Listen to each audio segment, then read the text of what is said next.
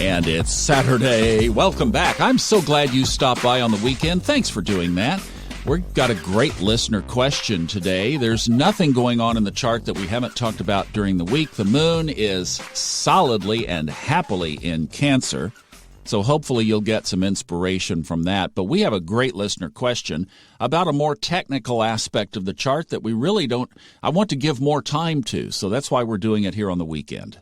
Hi, Thomas. This is Chris from Phoenix, Arizona, and I have a question regarding intercepted signs.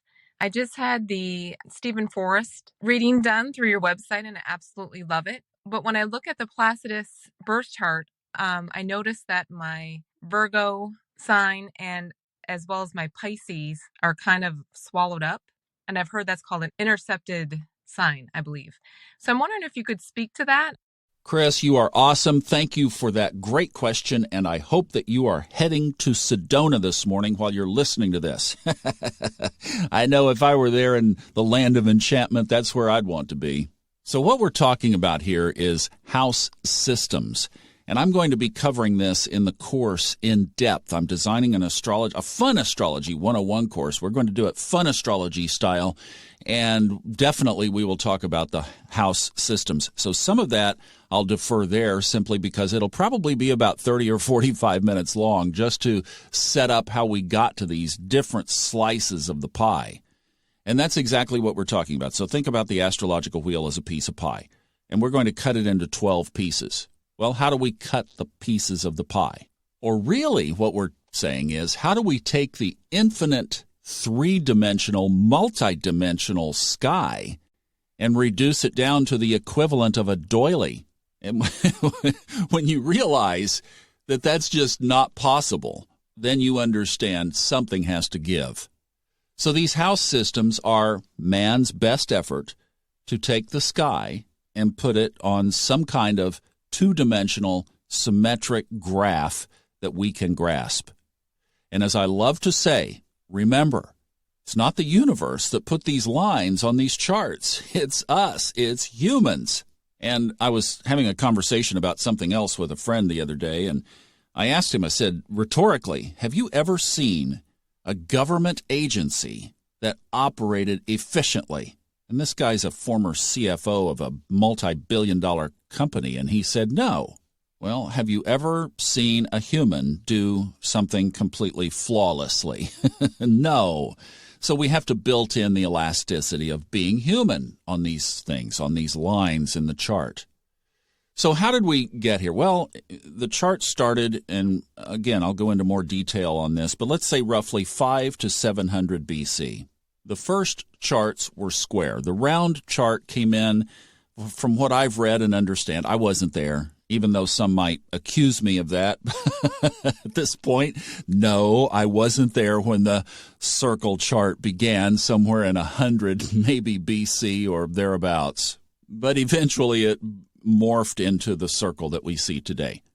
So what they did, remember, this is pre-internet, pre-telescope. They took a look at the sunrise point on the horizon, and they made that the ascendant.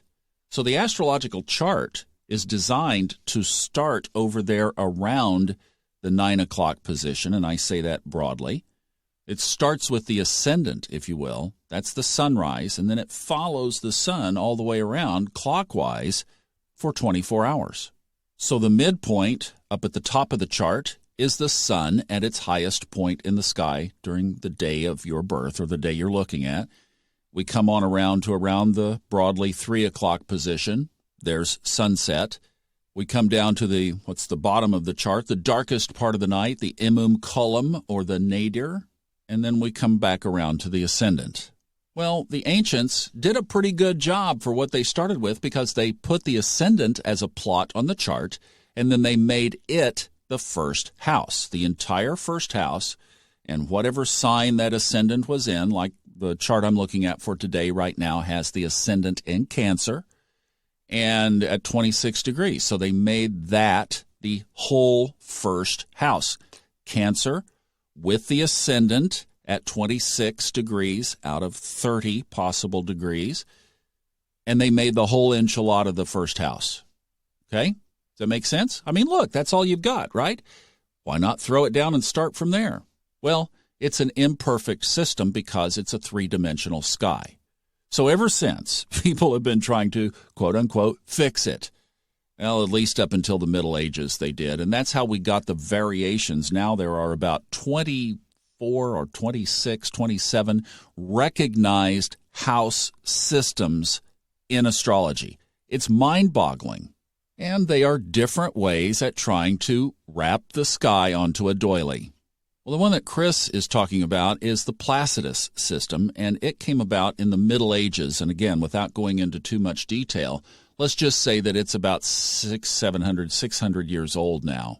It's what's called a time-based system. So what it does is it takes that ascendant point, let's use our example, 26 degrees Cancer, and it makes that point the cusp or the beginning of the first house, our first slice of pie.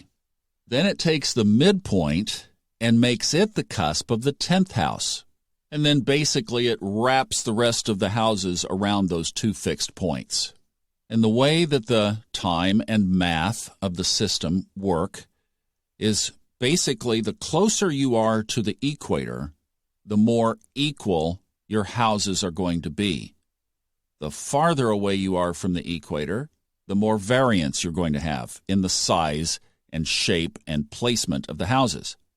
So if you're born in Alberta, Canada, for example, you're going to have some houses are going to be small and thin, and some are going to be really fat.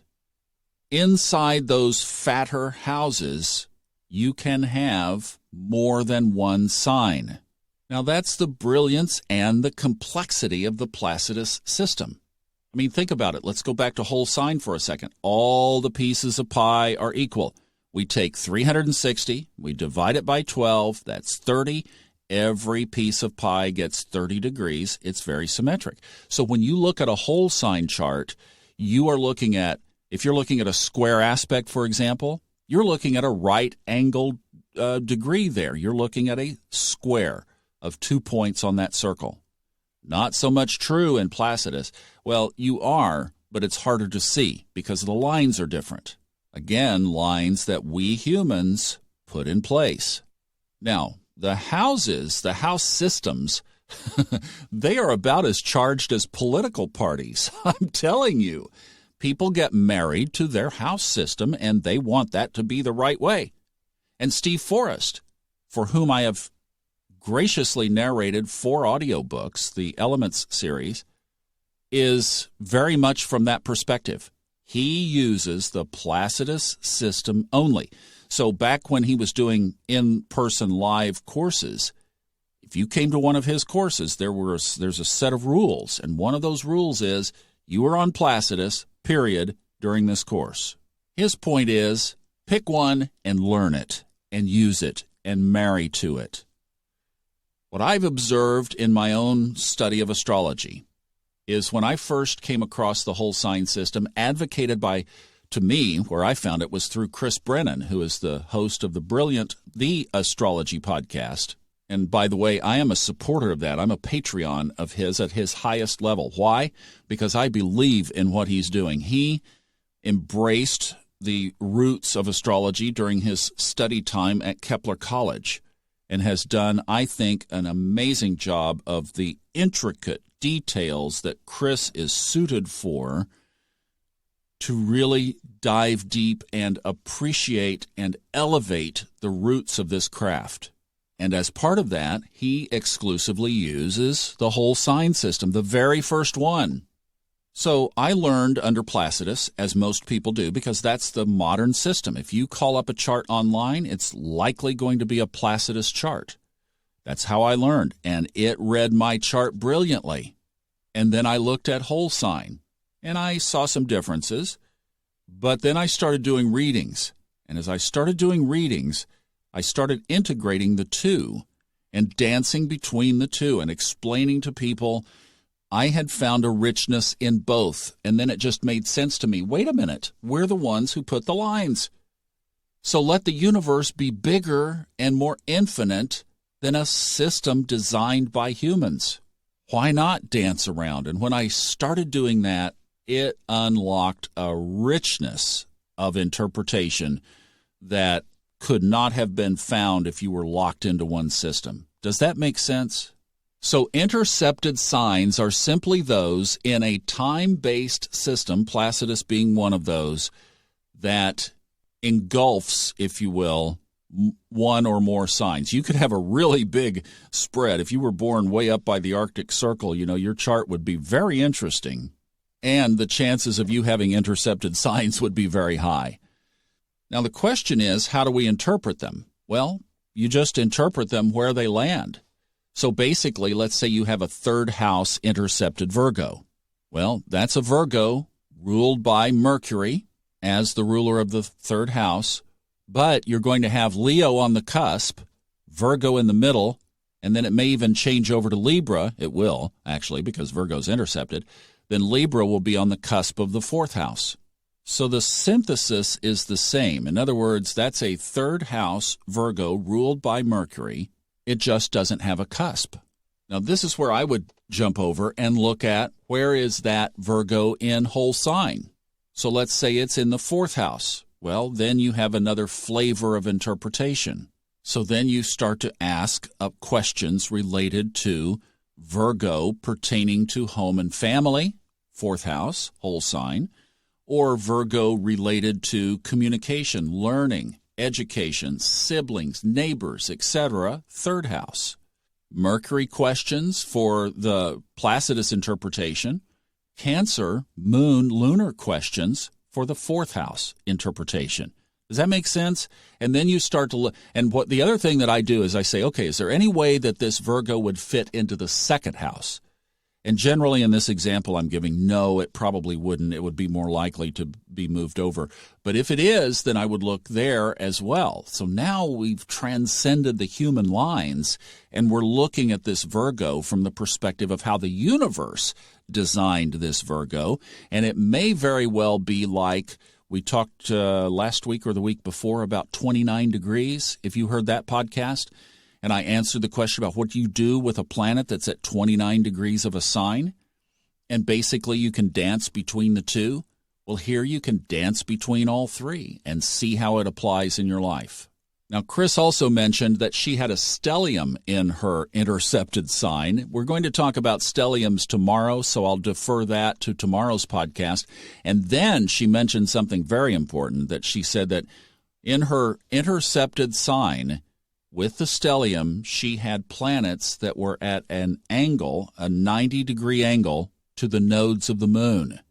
Now, that's a big deal, and I'm glad, Chris, that you pulled that out because, as I've said, if you can educate or train your eye, one of the first things that you look at when you're analyzing a chart, which should be yours to start with, obviously, look at the nodes of the moon, look at that axis, and then see if there are any planets 90 degrees to that line. It is called the bending of the nodes. So, Chris, I'm going to answer your specific question here just briefly, and then we'll talk about the stellium tomorrow. The stellium turns planetary energy into a laser beam rather than, say, a headlamp beam. The bending of the nodes, those planets at the 90-degree mark, mean that you are going to do karmic business along those lines in your lifetime. And this is where you start to look at the synthesis. What signs are the nodes in?